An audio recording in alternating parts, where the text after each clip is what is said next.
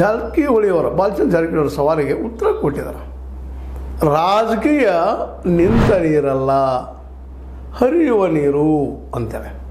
ಜೊತೆಗೆ ನಾನು ಎಲ್ಲೂ ಅಧ್ಯಕ್ಷ ಆಗಬೇಕು, ಉಪಾಧ್ಯಕ್ಷ ಆಗಬೇಕು ಅಂಥೇಳಿ ಎಂದೂ ಬಯಸಿಲ್ಲ. ಈಗ ಆಗಿಬಿಟ್ಟಿದ್ದೀನಿ. ಅದನ್ನು ಅಧ್ಯಕ್ಷ ಆಗಿದ್ದೀನಿ, ಉಪಾಧ್ಯಕ್ಷ ಆಗಿದ್ದೀನಿ, ಜೊತೆಗೆ ಅಪೆಕ್ಸ್ ಬ್ಯಾಂಕಿದ್ದು ಆಗಿದ್ದೀನಿ. ಈಗ ನನಗೆ ಅದರ ಅಧ್ಯಕ್ಷತೆ ಅವಶ್ಯಕತೆ ಇಲ್ಲ. ನಾ ಆಗ್ತಾನಂತ ಎಲ್ಲೂ ಅಂದಿಲ್ಲ. ಸರಿ, ಅದು ಮಾತು.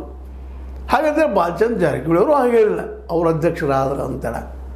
ಅವರು ಅವ್ರವ್ರನ್ನ ಅಧ್ಯಕ್ಷರನ್ನ ಯಾರನ್ನೂ ಮಾಡಿದ್ರೆ, ಉಪಾಧ್ಯಕ್ಷರು ಮಾಡಿದ್ರೆ ಚಾಲೆಂಜಪ್ಪ ಅಂತ ಹೇಳ್ತಾ ಇದ್ದಾರೆ. ಇಬ್ಬರು ಮಾತಿನ ವರಸೆಯಲ್ಲಿ ಬುದ್ಧಿವಂತರಿದ್ದಾರೆ. ಆದರೆ ಒಂದು ಮಾತಿಲ್ಲಿ ನಾವು ಸ್ಪಷ್ಟಪಡಿಸ್ಬೇಕಾಗ್ತದೆ.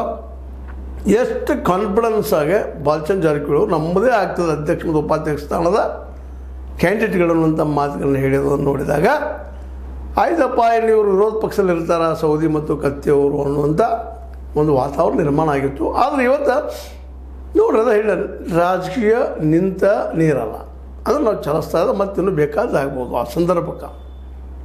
ಇನ್ನೂ ಓಪನ್ ಅದ ಕ್ಷೇತ್ರ ಅಂತ, ಹಾಗೆ ಇನ್ನೂ 4 ರಿಸಲ್ಟ್ ಬರಬೇಕಾಗ್ಯದ ಅನ್ನುವಂಥ ಮಾತು.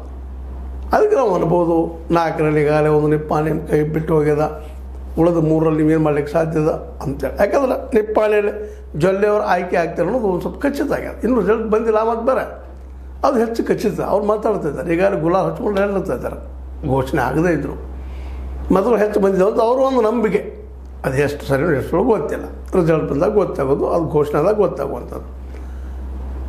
ಅದೇ ಕಾಲಕ್ಕೆ ಇವ್ರು ಹೇಳೋ ಮಾತು ನೋಡಿದ್ರೆ, ಸೌದಿಯವ್ರು ಹೇಳೋ ಮಾತು ನೋಡಿದ್ರೆ, ಇವರು ಸಹಿತ ಸುಮ್ಮನೆ ಕುಳಿತಿಲ್ಲ. ಅಧ್ಯಕ್ಷ ಉಪಾಧ್ಯಕ್ಷ ಸ್ಥಾನವನ್ನು ಹೇಗಾದರೂ ಮಾಡಿ ಪಡ್ಕೊಳ್ಳೇಬೇಕು.